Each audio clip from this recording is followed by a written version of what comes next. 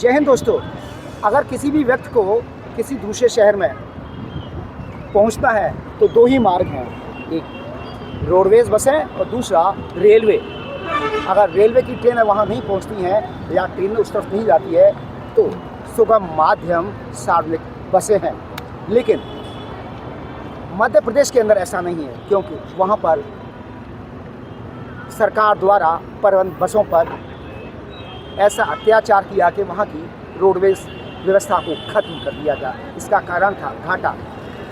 जो व्यवस्था मध्य प्रदेश में की गई, मुझे लगता है अब आने वाले समय में भ्रष्टाचार नहीं रुका तो उत्तर प्रदेश परिवहन विभाग में यह क्रम शुरू हो सकता है। जी हाँ, हम बिल्कुल सही कह रहे हैं। वाकया ताजनगरी आगरा से जुड़ा हुआ बताया जा रहा है।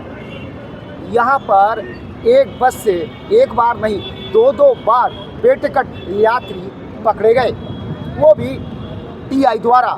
और जब क्षेत्रीय प्रबंधक से इस मामले में बात की जाती है तो वह साफ इनकार कर देते हैं और कहते हैं कि जो मुझे सचल दस्ता जानकारी देगा हम तो उन्हीं की बातें मानेंगे, हम सुनी सुनाई बातों पर विश्वास नहीं करते।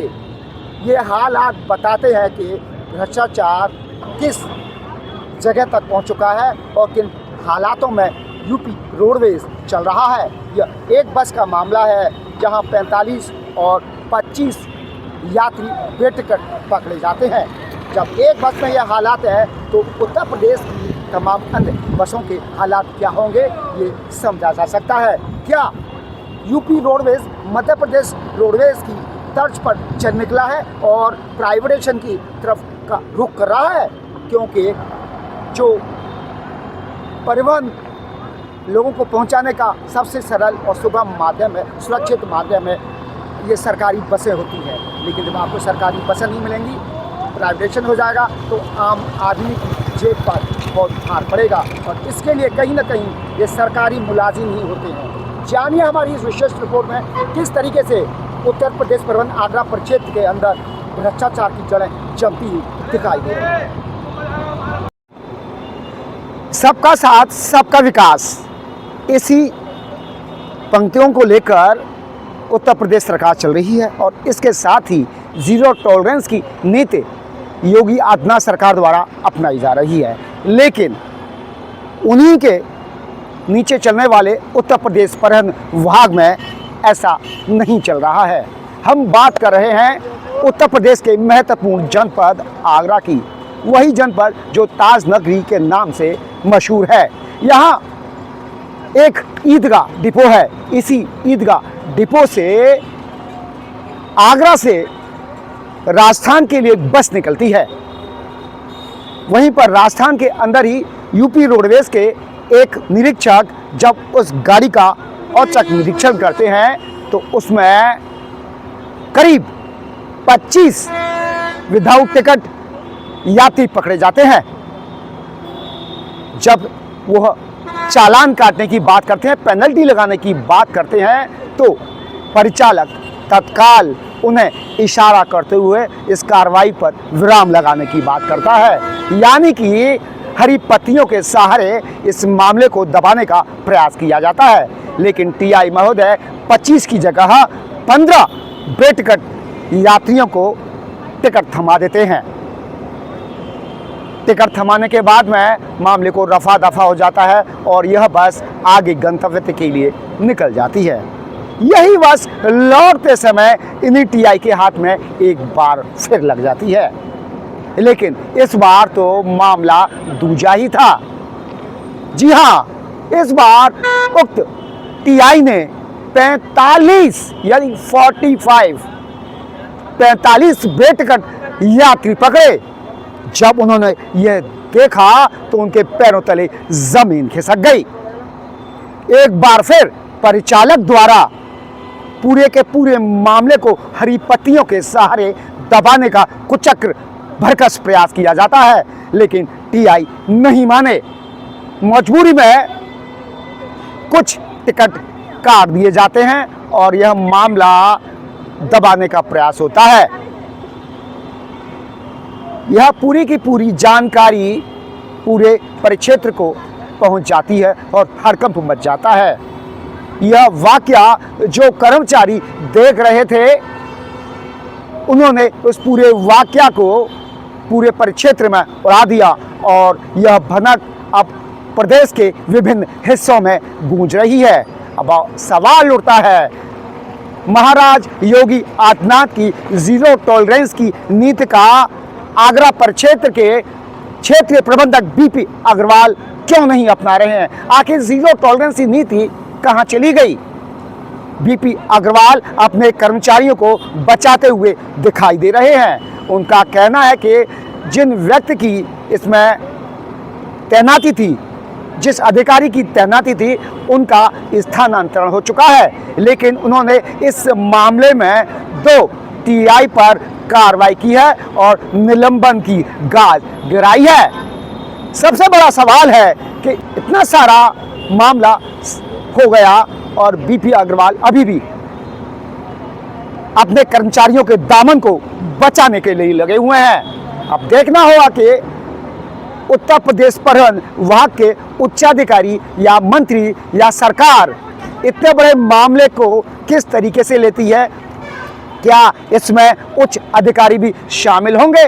लेकिन ये संभव नहीं है कि इतने बड़े प्रकरण के अंदर उच्चाधिकारियों को जानकारी नहीं दी हो और मामले को सिलटा दिया गया हो। यह सिर्फ एक बस का मामला है, और भी परिक्षेत्र के अंदर जो सूत्रों की माने और विभाग के आंकड़े बताते हैं 700 के आसपास बसें इस परिक्षेत्र में चलती हैं। निश्चित तौर पर अगर ये एक बस पकड़ी गई है तो और भी बसों में इस तरीके से बैठकर यात्री सफ़र करते होंगे। इस तरीके से उत्तर प्रदेश सरकार के खजाने में करोड़ों का नुकसान हो रहा है और इसके लिए ऐसे कर्मचारी और टीआई के साथ साथ विभागीय उच्चाधिकारी भी जिम्मेदार है। बावजूद इसके ब्रह्म प्रकाश अग्रवाल यानी कि क्षेत्रीय प्रबंधक अपने कर्मचारियों और अधिकारियों को बचाने में जी जान से जुटे हुए हैं।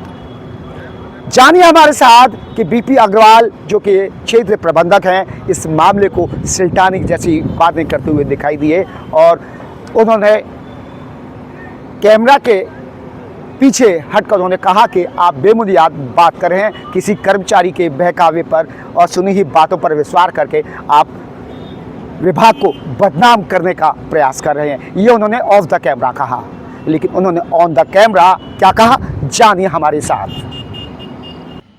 ये चीज़ जो रिपोर्ट है हमको जो मिली है, इस बस को ईदगाह डिपो की बस थी, 4267 नंबर की गाड़ी थी, जिस पे के चालक थे हरवीर सिंह और परिचालक थे अजय कुमार। इस गाड़ी को श्रीमती सारिका शर्मा जी जो मुख्यालय प्रवर्तन दल की यातायात अधीक्षक हैं, उन्होंने अपने सहयोगी निरीक्षकों के साथ उस वाहन को बस्सी नाम की जगह पर चेक किया। उस गाड़ी में जो हमको रिपोर्ट प्राप्त हुई है वो कुल यात्री 32 यात्री उसमें यात्रारत पाए गए, जिनमें 15 बेटिकट यात्रा करते पाए गए, जिनका कि प्रकरण की हमें रिपोर्ट मिली। इस प्रकार की हमारे पास कोई रिपोर्ट नहीं है। तो सर, जो बस आ रही थी जिसका नंबर 4247 था, उसमें जो कलेक्शन जो आता है, क्या उसकी भी जांच कराएंगे? उस दिन उस बस ने कितना कलेक्शन कलेक्ट किया? कलेक्शन वहाँ पे परिचालक जमा करता है और यदि आपने ये चीज़ बताई है तो इसको भी संज्ञान लेकर और इसकी भी जांच कराई जाएगी। तो निरीक्षकों से ये पूछा जाएगा कि क्या उन्होंने इस बस को रास्ते में लौटने में भी चेक किया है क्या। सर, ये क्या कोई गिरोह काम कर रहा है कि WT वाले मामले को लेकर ये लोग आपस में मिले रहते हैं? क्या रहता है सर इनका पूरा? कोई गिरोह नहीं है, चालक प्रचालक है और कभी कभी मौका देख के कि कोई चेकिंग अथॉरिटी नहीं है, क्योंकि ये राजस्थान के एरिया में गाड़ी लिखी गई है और वहाँ कोई दूसरा यूपी का कोई सेक्टर नहीं होता है दूसरे एंड पर। अक्सर का क्या होता है कि हमारे दोनों जगह पे कई बस जा रही होती तो यूपी का कोई ना कोई विंग रहता है, लेकिन जो गाड़ी इंटर स्टेट में जा रही होती है, जैसे ये जयपुर जा रही थी तो भरतपुर के बाद सारा राजस्थान एरिया लग जाता है। राजस्थान की ओर से हमारी कोई चेकिंग अथॉरिटी या ऐसी नहीं होती कि कोई दूसरी डायरेक्शन से चेक करेगी। तो हमारे यहाँ के जो मुख्यालय के प्रवर्तन दल हैं या क्षेत्रीय प्रवर्तन दल हैं, वही लोग यहाँ से आगरा से जाकर चेक करते रहते हैं, या मुख्यालय किसी को प्रवर्तन के लिए भेजता है बाहर से तो वो जाता है। सर, जो चालक परिचालक पर जो कार्रवाई की गई WTO मामले में, इससे पहले भी इन पर इस तरह के कोई मामले सामने आए थे क्या WT के? जो प्रकरण आते हैं बे टिकट के आते हैं उन पे नियम संगत कार्रवाई की जाती है। कोई भी प्रकरण ऐसा नहीं रहता जिस पे की कार्रवाई न की जाती। नहीं, मैं बेसिकली इसी प्रकरण की बात कर रहा हूँ जो चालक परिचालक को आपने सस्पेंड किया। इससे पहले भी इन पर कुछ इस तरह के मामले सामने आए? इसमें चालक को नहीं सस्पेंड किया गया है, इसमें ARM ने परिचालक को किया गया है और चेकिंग अथॉरिटी ने चालक का पूर्ण सहयोग चेकिंग में देना बताया गया है। तो इसलिए चालक के खिलाफ ARM ईदगाह ने कोई कार्रवाई नहीं करी है। जो TI थे जिनका रूट का दायित्व था उनको हमारे स्तर से निलंबित किया गया है। पूर्ण इसकी जानकारी मुख्यालय प्रवर्तन अनुभाग GM को दे दी गई है। सर सबसे बड़ी बात ये है